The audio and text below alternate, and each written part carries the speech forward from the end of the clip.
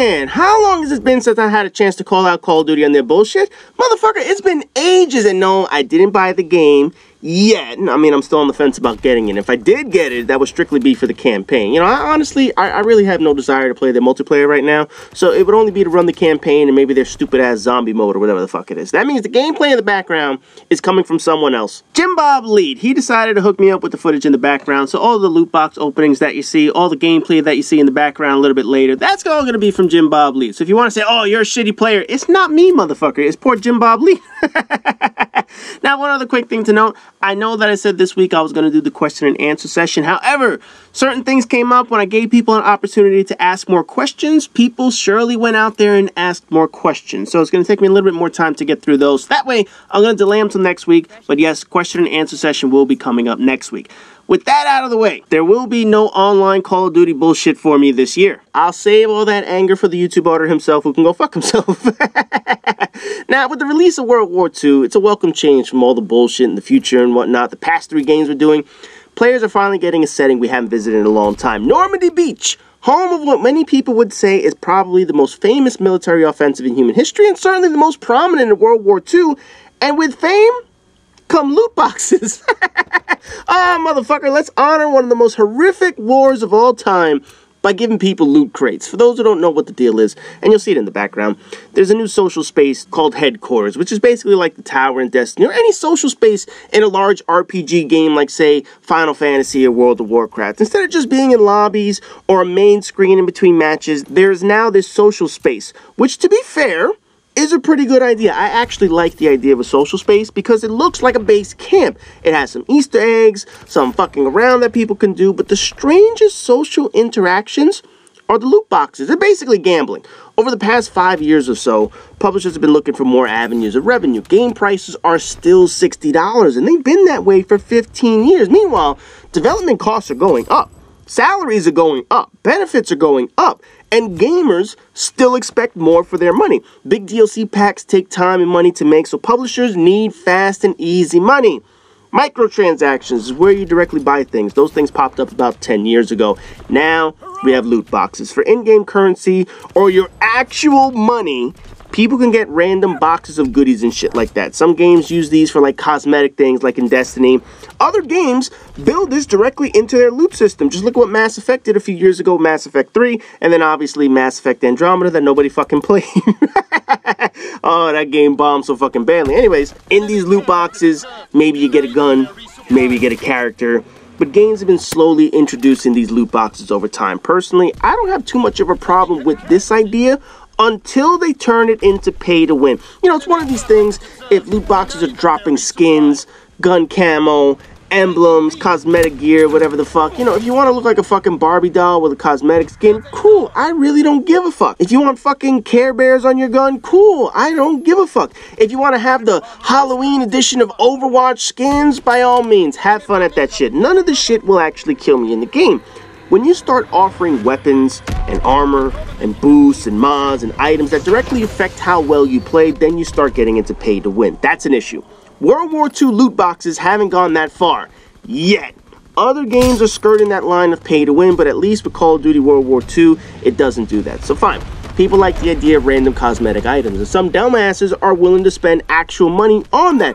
If you have disposable income and you want to piss it away on My Little Pony hooves to replace your fucking boots, by all means, have fun, you dumb son bitch. But what's so odd about Call of Duty World War II is that when you receive a loot box, whether it's through the game currency or your wallet, now people can observe you getting these items. Now people can see your items in the social space. Before, that shit was private.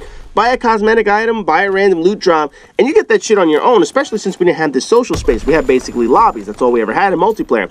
However, games are now implementing these loot boxes to be public viewing items. You know, Destiny 2 has this. Whenever you get a reward from any of the vendors, whether it's an in-game reward or you go to that microtransaction cunt at the desk, anything you get, it pops up on the screen for everyone in the social space to see. But here in World War II, you literally see the same cars that someone just got. Matter of fact, there are fucking rewards for watching someone get a loot box, which is fucking stupid. It's like, oh, let me watch this sumbitch open up a care package, see him get a gun grip, an XP card, 15 minutes, a zombie Nazi skin. What the fuck?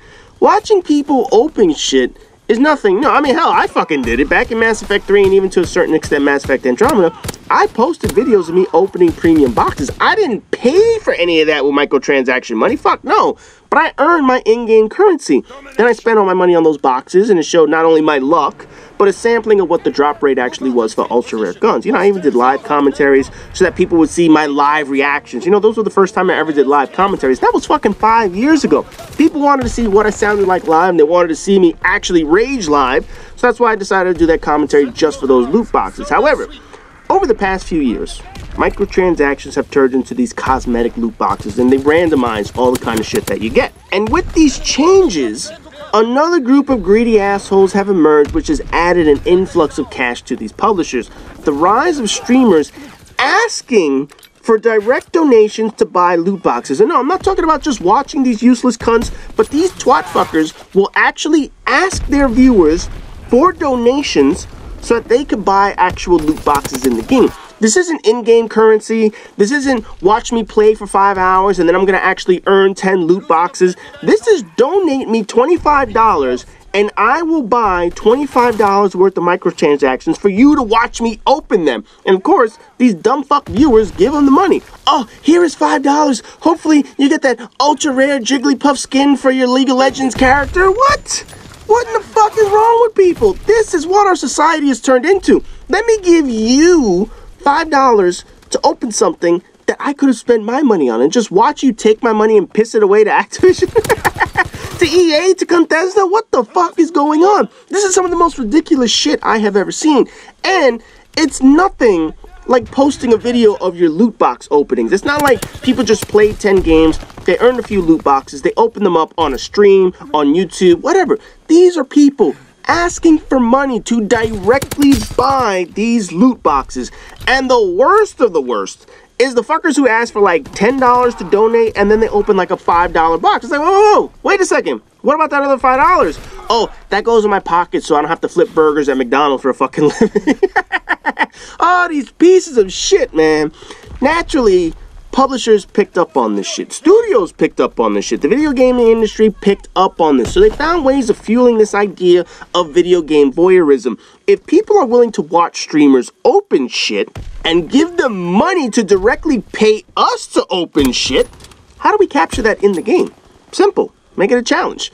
Give them a reward for looking at shit. Have them receive something just for watching someone else open a loot box. Maybe they want to buy something. Maybe they will spend money on items hoping people will follow suit. Maybe they'll open something and people will come up to them and watch them get off on the idea of this reward that I got that you didn't get. But hey, I'll spend my actual money to actually get people to watch me open these little cards. How can we get more people into this concept of watching others receive goodies and hope that this gambling urge to buy shit will actually give us more money? You know, Activision didn't just pick up on this now. This has been a going trend for years now with streamers getting money to buy microtransactions while viewers sit there like assholes and give them that money. So naturally they want a piece of this. Now, instead of giving the streamers money, Call of Duty is hoping that someone will be willing to piss away their dollars so someone else will watch them. It's like a mini streaming session in these social settings. Now, I've been saying this for years. Initially, it were YouTubers who were the cancers, with their giveaways for likes and subscriptions, with all their fucking gimmicks to raise their views and shit like that. Then it was streamers, who got money directly from viewers with their bullshit. You know, it was only a matter of time until gaming companies picked up on this and enhanced this cancer instead of cutting it off. You know, I don't have a problem with cosmetic items themselves. I don't have a problem with microtransactions as long as they're not pay to win. I don't have an issue with people playing video games and others just watching. I really don't. If you have a YouTube channel, cool. If you stream on Twitch and all you do is just sit there and play a fucking video game and don't have a goddamn life, no skin off my back. I really don't give a fuck.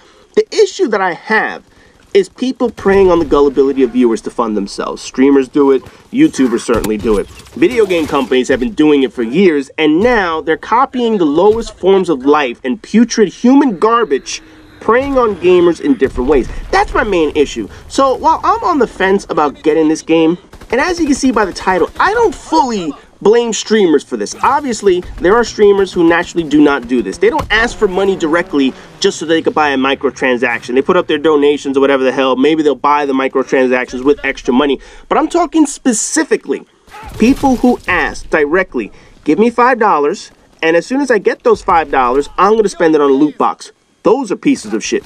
Those are the people that are partially to blame for this. Obviously, video game companies took this idea. They watched this idea. They figured if people are willing to pay someone the idea to watch something, how do we get in on this? This isn't something new that companies have picked up on. This isn't something that you could only blame streamers for, but essentially you do have to look at where this idea came from, and it came from streamers. There is no question about that. So naturally, with Activision always trying to find new ways of getting money, this was the natural place that they would actually copy. So when it comes to this game, regardless of what's happening with the loot boxes and all this shit, I'm still on the fence about getting this motherfucker. And again, like I mentioned, it'll be solely for the campaign, maybe some zombies, but I damn sure have no intention of playing the multiplayer portion of this game. So if by chance I get it down the road, if by chance maybe I get a Christmas present or some shit like that, or the price comes down, or I have shit else to play, maybe I'll buy it, but you're not going to see me online. You're not going to see me worrying about these fucking microtransactions that are just another method of putting like a carrot on a string in this motherfucker.